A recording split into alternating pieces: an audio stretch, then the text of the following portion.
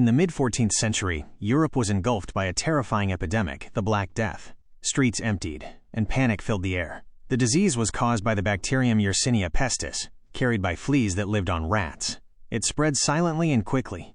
Infested rats roamed cities and towns, and through their fleas, the plague reached homes, markets, and ships. People began showing dark sores and fever. Those infected suffered terribly, and many succumbed within days. Doctors tried to help, wearing strange plague masks filled with herbs, but little could stop the invisible killer. Churches stood empty, their halls filled with silence, while the faithful prayed for protection from the deadly disease. Cemeteries overflowed, graves were dug hastily, and the smell of death hung over the cities. Under the microscope, we now know that Yersinia pestis bacteria were the tiny but lethal agents of this horror. Ports and trading ships became carriers of the plague, spreading it to new towns and cities with every voyage.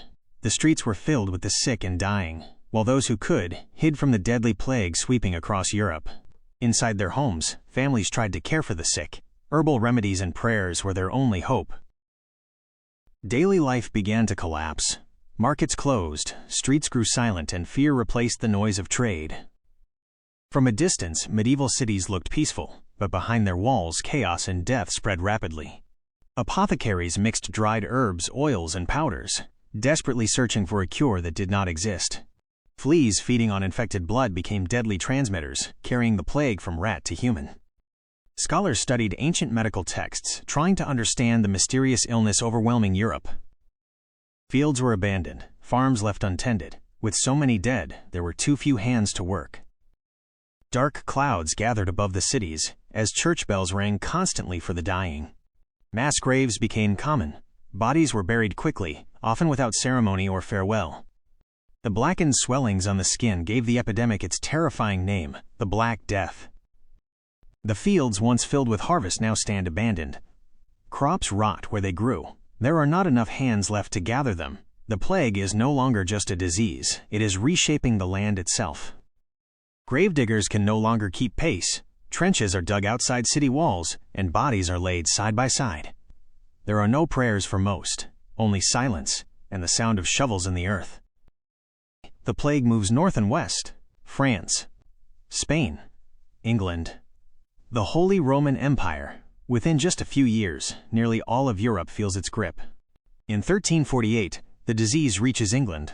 Ships arrive at ports carrying more than trade. Within months, entire villages vanish. London becomes a city of fear and mourning. Courts close, markets empty, priests fall ill, nobles flee to isolated estates. Social order weakens as survival becomes the only law. With so many dead, workers become rare and valuable. Survivors demand higher wages. For the first time, peasants begin to challenge the rigid structure of feudal society. Doctors of the 14th century do not know about bacteria. They blame bad air, planetary alignment, or divine punishment. The true cause remains invisible to them. Centuries later, science identifies the culprit, Yersinia pestis, a microscopic organism carried by fleas and rats, small, unseen, yet powerful enough to change the course of history. Fear lingers long after the worst waves pass. Survivors struggle with grief and uncertainty. Faith is shaken. Trust in institutions is weakened. By the early 1350s, the plague begins to slow, but Europe is forever transformed. 1/3, perhaps half of its population is gone. A new era is about to begin. A wave sweeps across weakened. Just as survivors begin to rebuild, the plague returns. A second wave sweeps across weakened populations. The nightmare is not over. The Black Death does not disappear completely. For centuries, outbreaks flare up again and again, haunting cities every generation. Many lose trust in religious institutions that failed to protect them. Others turn to deeper devotion. Europe's spiritual landscape begins to shift. Pain and death reshape artistic expression. Paintings and sculptures reflect suffering, skeletons, and the fragility of life.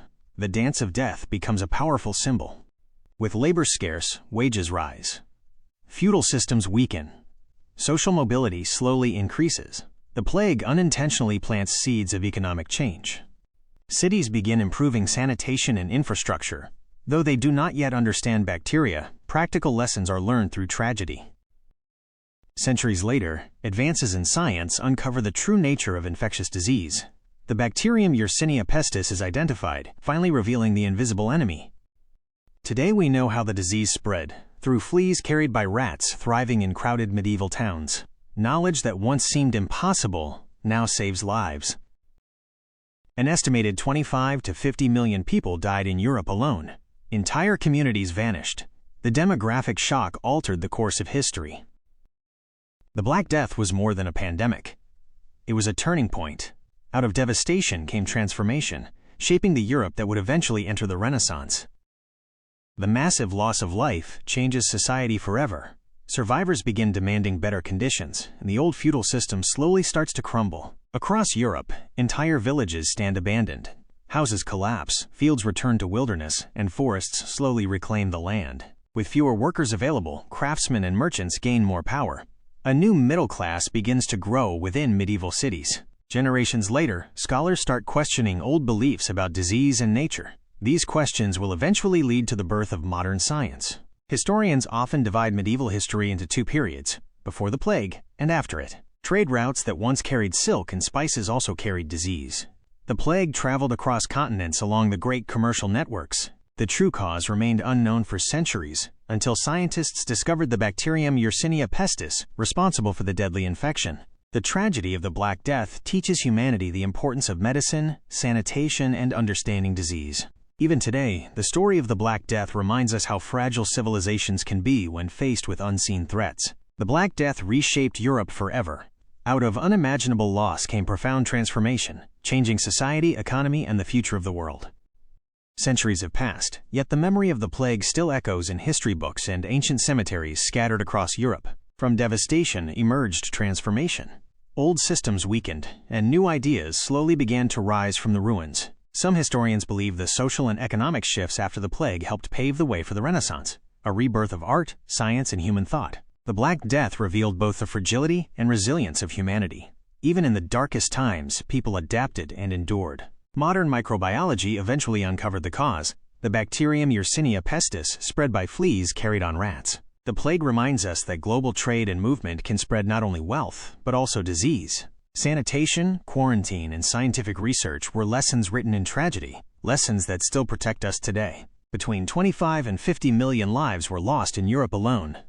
Families disappeared. Entire generations vanished. After the storm passed, Europe was no longer the same. Power shifted. Economies changed. A new chapter of history began. The Black Death was not just a pandemic. It was a turning point in human civilization. Proof that even in the face of unimaginable loss, humanity continues forward. Would you like me